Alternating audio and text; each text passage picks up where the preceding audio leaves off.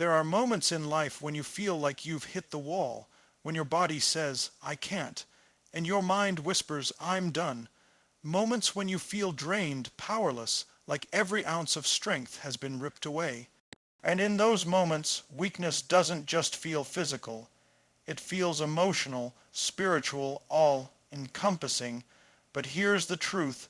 The feeling of weakness is not the end, it's the beginning. It's the door to growth. It's the test that shapes who you're about to become. You see, feeling weak is not a signal to quit. It's an invitation to rise. Weakness is the body's way of asking you, how badly do you want this? It's your mind's way of challenging you. Are you willing to go further than you ever have before? Because the truth is, you don't grow when things are easy. You don't expand when everything is comfortable. You grow when you push beyond what you thought was possible. Think back to every breakthrough moment of your life. It didn't happen when everything was perfect. It happened when you were exhausted, when you were uncertain, when the odds were against you. It happened in the middle of struggle, because that's what struggle does. It refines you. That moment when you feel weak is the exact moment your strength is being built. Weakness is a signal. It's your body's way of telling you, we've reached the limit of what we've done before. But it doesn't mean that's all you have. It just means you've arrived at the edge, and the edge is where transformation lies. When you're at the edge, you've got two choices: retreat back into the comfort of what you know, or take one more step into the unknown. And if you take that step, even if it feels impossible, you will discover strength you didn't even know existed. Every champion, every leader, every person who's achieved greatness has felt weak. But they didn't run from it. They used it. They didn't interpret weakness as defeat. They used it as fuel, because weakness isn't the opposite of strength. It's the doorway to it. When you feel weak, you have to remind yourself, the mind quits 1,000 times before the body ever truly does. The story you tell yourself in that moment matters more than anything. If your story says, I'm weak, I can't do this, I'm done, then you'll stop. But if your story says, this is where I get stronger, this is where I separate myself, this is where I rise, then everything changes. Suddenly, that weakness becomes your ally. You're not supposed to feel strong all the time. Strength isn't about never feeling weak, it's about what you do when you feel weak. Do you surrender, or do you dig deeper?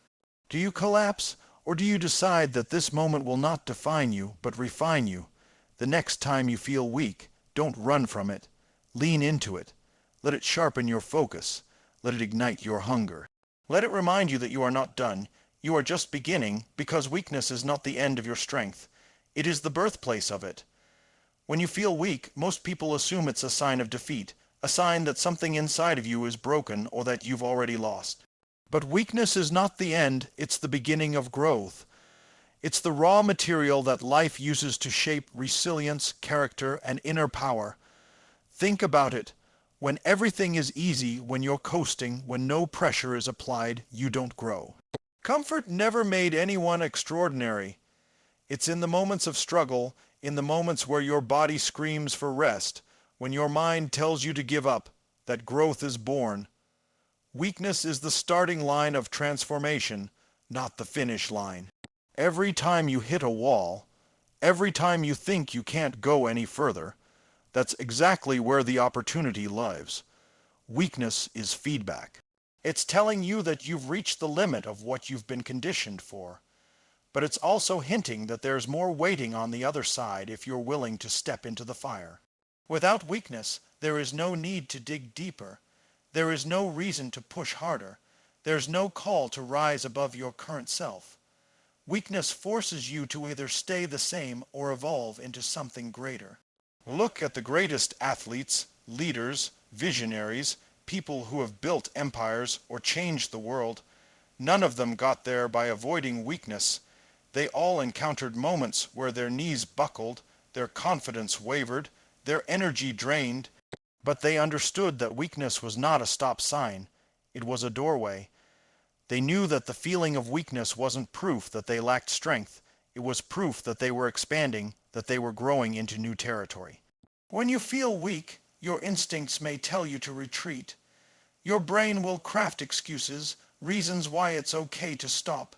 reasons why you're justified in quitting.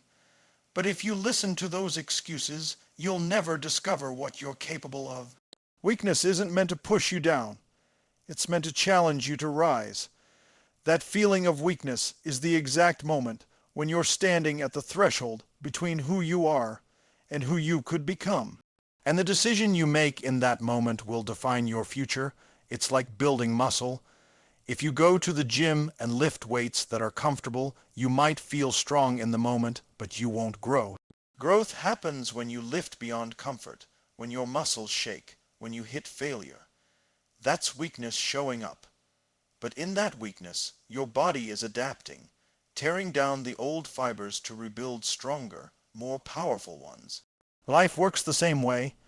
Emotional weakness, mental weakness, physical weakness. They are the tearing down that creates the opportunity for something stronger to emerge. When you feel weak, you must remember that the weakness you feel today is the foundation of the strength you'll carry tomorrow. You don't grow in the absence of weakness. You grow because of it. Weakness humbles you, teaches you, strips away illusions, and reveals where you truly are. It shows you the gap between your current self and your potential self. And that gap is where the magic happens if you refuse to give in. Most people misinterpret weakness. They think it means they're not enough, that they should stop, that they should lower their goals and accept less. But weakness is not proof that you're unworthy. It's proof that you're human and that you're on the path of transformation. The ones who achieve greatness are not the ones who never feel weak. They are the ones who feel weakness and keep moving forward anyway. They are the ones who understand that weakness is not the end, it's the beginning. You can't climb mountains without shaky legs. You can't build courage without fear. You can't discover strength without moments of weakness. That trembling in your voice, that doubt in your chest, that fatigue in your body, that's where your power is being born. If you run from it, you'll never unlock it. But if you lean into it, if you embrace it, if you say to yourself, "This is not my limit, this is my starting point," then weakness transforms into your greatest ally. Every story of triumph begins with a chapter of weakness. Every victory is preceded by struggle. Every strong person you admire was once weak in the very area where they now shine. They didn't arrive fully formed, fully powerful, fully confident. They built that strength by walking through the fire of weakness again and again until what once broke them became what now defines them. So the next time you feel weak, don't shrink, don't hide, don't assume that weakness is the end of the road. See it for what it is, the seed of growth. It's a signal that you are alive, that you are stretching, that you are reaching into new territory. Weakness is the classroom, and every time you show up and refuse to quit, you graduate into a stronger version of yourself. When you feel weak, the thought that comes to mind is often that something is wrong with you, that you're not capable, that you've already failed. But in reality, feeling weak is not a punishment, it's a question. It's life leaning in and asking you, how badly do you want this? Because when things are easy, when progress feels smooth and comfortable, there's no need to prove how much you want it. Desire isn't tested in comfort, it's tested in resistance, and weakness is that resistance showing up to challenge you. Weakness is the place where life separates those who are interested from those who are committed. Anyone can move forward when they feel strong, but when weakness arrives, that's when the truth is revealed. Every dream, every goal, every mission worth pursuing will eventually bring you to this moment. The moment when you question yourself, the moment when your energy feels drained, the moment when your mind is filled with doubt. That moment isn't random, it's not unfair, it's not designed to break you. It's designed to expose your true hunger. How badly do you want the break through you say you want? How badly do you want the relationship, the business, the health, the freedom, the life you keep visualizing? Weakness will ask you that question every time you edge closer to something greater. Weakness doesn't mean you're unworthy. It means you've reached the threshold of your current capacity, and when you arrive at that threshold, you've got two choices. Retreat into comfort or declare that your desire is stronger than your discomfort. That's what weakness is really about. It's a test of desire. The body feels weak, the mind feels tired, but if the heart is committed, if the hunger inside of you is burning hot enough, you'll push through. You'll discover that weakness was never a barrier, it was a filter. It separates those who are just interested in an idea from those who are willing to sacrifice for it. When you feel weak, you must realize that your desire has to outweigh your excuses. Excuses are easy to believe when weakness shows up. You'll tell yourself, I've done enough, it's okay to stop, I'm not cut out for this, maybe I should lower my expectations. That's weakness talking, but it's also life asking you, how badly do you want it? Do you want it enough to silence those excuses? Do you want it enough to keep moving when your legs feel like lead, when your voice shakes, when your heart feels heavy? Because if you do, then that weakness becomes the place where you discover what's really inside of you. Think about it. If success, if greatness, if change were easy, everyone would have it. Everyone would be living at their highest potential. But the truth is, most people stop at the first sign of weakness. They stop when the road gets heavy, when the discomfort sets in, when the effort feels overwhelming. They misinterpret weakness as a reason to quit instead of recognizing it as a question. They hear the whisper of doubt and they surrender.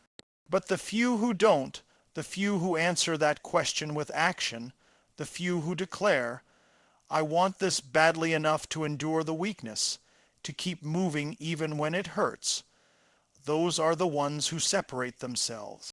Weakness is not about breaking you down, it's about refining your hunger. If your desire is shallow, weakness will expose it. If your desire is deep, weakness will amplify it. Every single time you feel weak, you're being given the chance to either walk away or step into a higher version of yourself. And if you step forward, you realize that weakness was never the enemy. It was the invitation to prove to yourself and to the world how much this matters to you. You'll notice this in every area of life. In business, when the money isn't flowing yet, when rejection stings, when failure knocks you down, weakness shows up and asks, do you still want this? In relationships, when communication breaks down, when trust feels shaky, when hurt rises to the surface, weakness asks, do you want this badly enough to fight for it? In health, when your body aches, when progress is slow, when discipline feels unbearable, weakness asks, do you want this transformation badly enough to keep going? Weakness strips away the mask. It reveals your real motives. It forces you to get honest about why you're doing what you're doing. If your why is shallow, weakness will stop you. But if your why is strong, if the hunger in your heart is bigger than the weakness in your body, you'll keep moving forward. That's how desire is forged into reality. That's how goals are transformed into achievements. The question you have to ask yourself every time you feel weak is simple. How badly do I want this? Not how badly do I want it when it's easy. Not how badly do I want it when I feel inspired. Not how badly do I want it when everything is going my way. How badly do I want it when I feel drained, when nothing seems to be working, when my strength feels gone? That's where the real answer lies.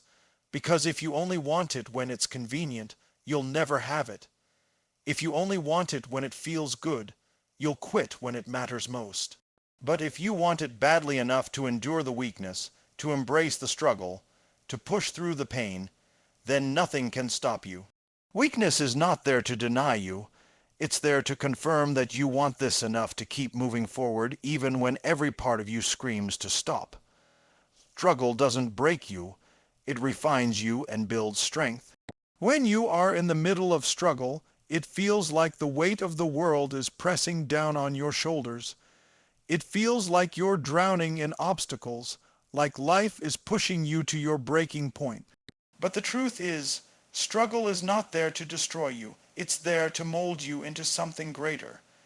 Struggle is the fire that burns away weakness, the chisel that carves out strength, the storm that forces you to grow roots deeper than you ever thought possible. Without struggle, you stay the same. With struggle, you discover new dimensions of yourself that you never knew existed when you face resistance, when you collide with setbacks, when life throws you into situations that make you question your ability to endure. You are being refined. Just like steel is forged in fire, you are forged in the fire of struggle.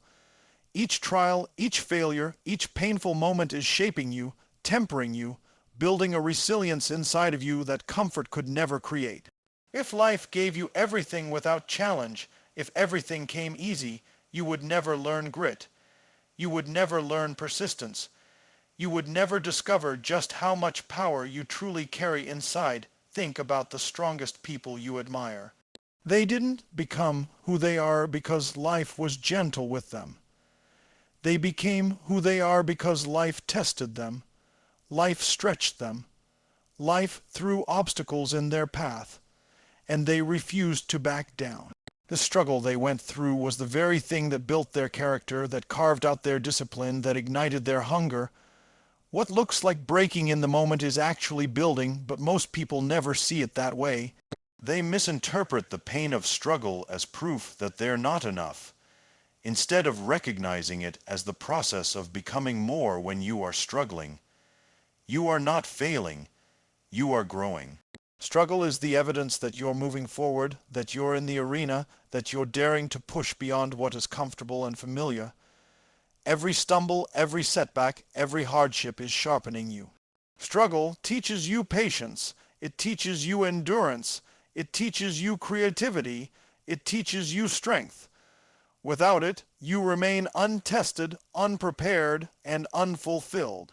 With it, you rise into a version of yourself that you couldn't have reached any other way. Struggle is a teacher, and it doesn't speak softly. It teaches through pain, through discomfort, through exhaustion. But its lessons are priceless. It teaches you that you are stronger than you think. It teaches you that setbacks are not the end, they are setups for comebacks. It teaches you that the human spirit can endure far more than it imagines. Struggle builds the resilience that will carry you when everything else feels like it's collapsing. Struggle builds the discipline to keep showing up even when you don't feel like it.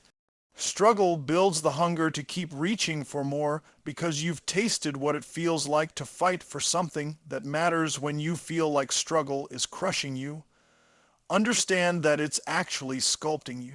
Diamonds are created under pressure, gold is refined in fire, muscles are built through tearing and repair. You are no different.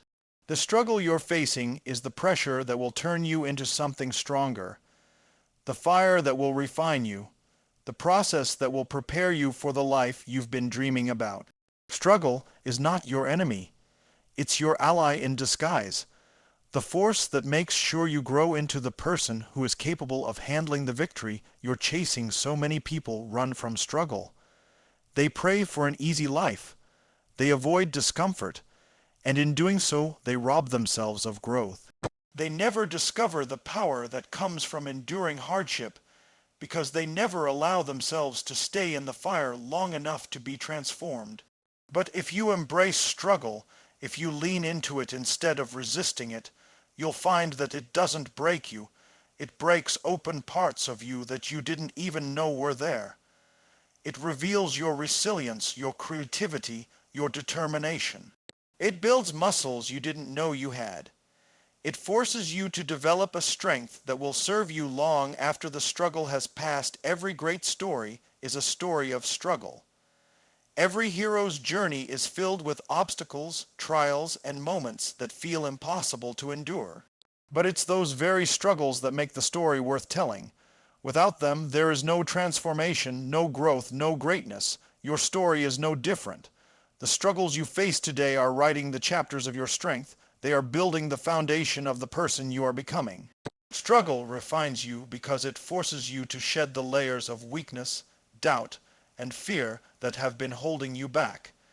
And it builds the strength you'll need for the next level of your journey. Struggle may feel like the enemy when you're in it, but when you look back, you'll realize it was Your greatest ally. It was the thing that taught you persistence when everything inside wanted to quit. It was the thing that built your courage when fear was screaming at you to stop. It was the thing that gave you wisdom when failure knocked you down again and again. Struggle doesn't take away from you. It adds to you. It adds depth. It adds resilience. It adds strength. It adds character. And the more you embrace it, the stronger you become. The mind quits long before the body ever truly does. When you feel like you're at your limit, when your chest is heaving, when your muscles are burning, when your thoughts are screaming that you can't take another step, that moment is rarely the limit of your body. It's the limit of your mind. The human body is capable of extraordinary endurance, of feats that seem impossible. But most people never discover this truth because they let their minds stop them long before their bodies are finished. The mind whispers lies that feel true, convincing you that exhaustion equals failure, that discomfort equals danger, that struggle equals defeat. But if you learn to master that voice, if you learn to recognize that your body has far more in reserve than your mind admits, you unlock levels of strength and resilience you didn't even know existed. Think about the times you've pushed beyond what you thought you could do. Maybe it was a workout, a long night of work, a crisis that demanded everything from you. You were sure you couldn't go any further, and yet you did. That moment reveals the truth. The body had more to give, but the mind was ready to surrender. Most people live trapped within that invisible cage, believing the story their mind tells them instead of testing the limits of their body. The mind tells them to stop at the first sign of fatigue, to quit at the first sign of pain, to retreat at the first sign of difficulty. But the body is capable of enduring so much more. The only difference between those who discover their true potential and those who never do is who listens to the mind and who decides to push past it. Your mind is designed to keep you safe, to conserve energy, to avoid danger, to retreat into comfort. That was useful for survival, but it's a prison when it comes to growth. When the mind says, "I can't," it doesn't mean you've reached your true limit. It means you've reached the edge of your comfort zone. That's where most people quit, but that's also where the extraordinary begins. The difference between average and exceptional is the willingness to silence the quitting voice in your head and test the limits of your body. Time and again, people have proven that what we think is our limb. It is really just the beginning of what we're capable of. Marathon runners hit the wall and then discover a second wind. Athletes collapse in exhaustion only to find another gear when the game is on the line. Every day people endure tragedy, hardship, and loss that they never imagined surviving, only to come out stronger than before.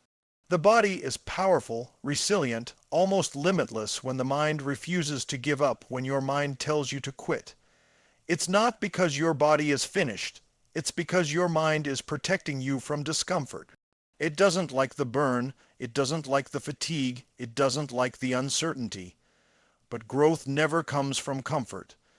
If you always stop when your mind says stop, you'll live within a fraction of your true potential.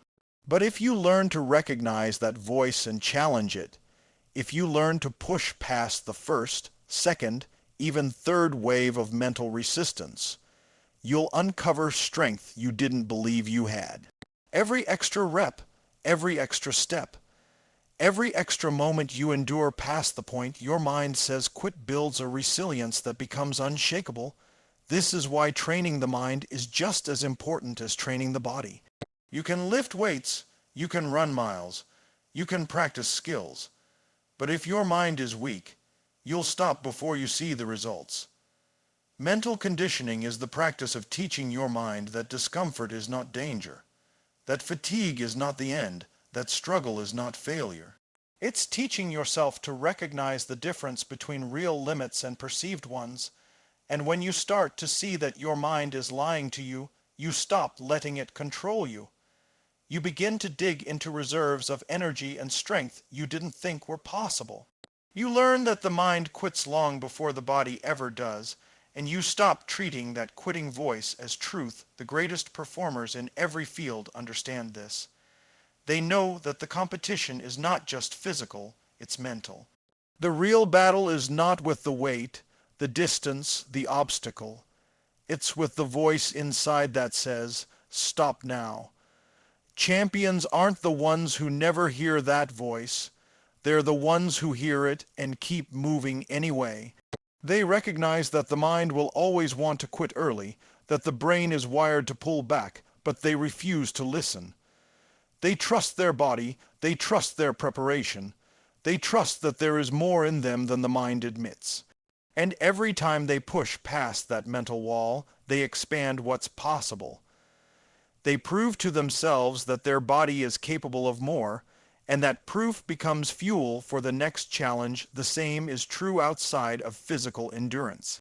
When you're building a business, when you're pursuing a dream, when you're facing adversity, your mind will try to quit before your potential is exhausted. It will tell you it's too hard, it's too risky, it's too late. It will try to protect you from disappointment by convincing you to settle. But your potential is far greater than the limits your mind tries to set. If you listen to that voice, you'll never build the life you want. If you challenge it, if you push past it, you'll discover that your capacity to endure, to create, to overcome is far beyond what you imagine the truth is. Most people never come close to discovering their true limits. They live in the shadow of what their mind allows them to believe, quitting at 40 or 50% of their actual capacity. They never know what it feels like to break through the mental wall and discover the untapped reserves that lie beyond it.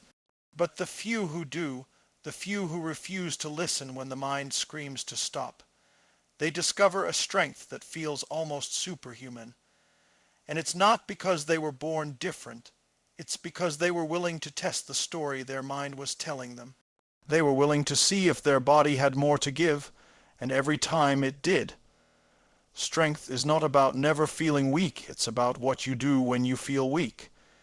Too many people think that strength means never wavering, never doubting, never struggling, but that's a myth. Strength is not the absence of weakness, it's the response to it.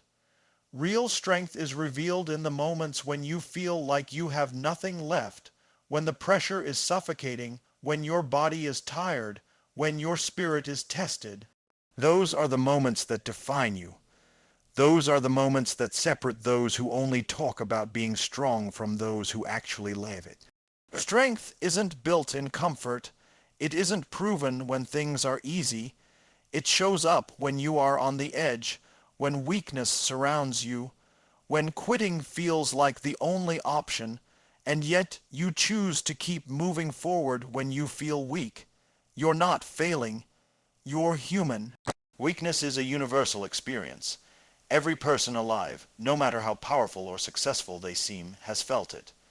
They've felt fear, doubt, exhaustion, despair. They've faced moments when their confidence crumbled, when their energy was drained, when their belief in themselves felt fragile. The difference between those who rise and those who collapse is not whether they felt weak, but what they decided to do in that weakness. Some let it define them, others let it refine them. Some surrender, others choose to fight. And that choice, again and again, is what builds true strength. Strength is not about perfection. It's about persistence. It's about showing up even when you don't feel like it. It's about taking the next step even when every part of you wants to stop. It's about finding one more breath, one more ounce of effort, one more reason to keep going when the excuses are loud and the weakness is real. That is where strength lives, not in avoiding weakness, but in walking through it. Weakness will visit you, sometimes daily, but strength is built in how you respond. Will you let it crush you, or will you decide that your purpose is bigger than your pain? Think about a muscle. It doesn't grow by avoiding resistance. It grows by meeting resistance head-on. The moment it shakes, the moment it burns, the moment it feels like it can't lift another pound, that's where growth begins. Life works the same way. Your spirit doesn't grow when everything feels light and easy. It grows when you're carrying a weight that feels too heavy. Your mind doesn't expand when everything is predictable. It expands when you're facing uncertainty and fear. Strength is always built in the tension, in the struggle, in the moments where weakness is undeniable. Without weakness, strength has no meaning. It's in those moments that you decide who you are and what you stand for when you feel weak. You are being given an opportunity to practice strength. Not the kind of strength that's loud and flashy, but the kind that's quiet and unbreakable. The strength to keep your vision alive when nobody else believes. The strength to get up after failure has knocked you down. The strength to keep your values intact when the pressure to compromise is overwhelming. The strength to keep moving forward when you can't see the finish line. That kind of strength isn't built in the absence of weakness. It's forged in the heart of it. The strongest people are not the ones who never struggled. They are the ones who struggled and refused to give in. They are the ones who carried their weakness with them and still chose to keep going. They cried and still showed up. They doubted and still tried. They hurt and still kept fighting. That's strength. Not pretending weakness doesn't exist, but deciding that weakness will not have the final say. Every time you do that, you stack another brick in the foundation of your strength. Over time, that foundation becomes unshakable, and people around you look at you and call you strong. What they don't see is all the times you felt weak, but chose to rise anyway. Weakness is not the opposite of strength. It's the pathway to it. If you never felt weak, you would never need to practice strength. You would never need to develop resilience, determination, or grit. The truth is, the presence of weakness is what makes strength possible. Every time you feel weak and you keep going, you're strengthening your mind, your body, your spirit. Every time you face weakness and don't run from it, you're training yourself to endure, to rise, to grow. Weakness doesn't disqualify you from being strong. It qualifies you because it gives you the chance to prove what strength really means. Strength is a decision. It's not given, it's not inherited, it's chosen. Every time weakness shows up, you get to choose. Will I give in or will I rise? Will I collapse under the weight, or will I use it to build myself stronger? Will I let this moment define me, or will I define this moment? Those choices, repeated over and over again, are what create the kind of strength that can't be shaken by circumstance. Strength is not something you wait for. It's something you decide to embody when weakness tempts you to quit. The beauty of this truth is that it means you don't have to be fearless to be strong. You don't have to be invincible to be strong.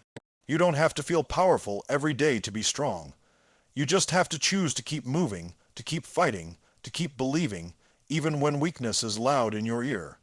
Strength is not about erasing weakness. It's about answering it with action.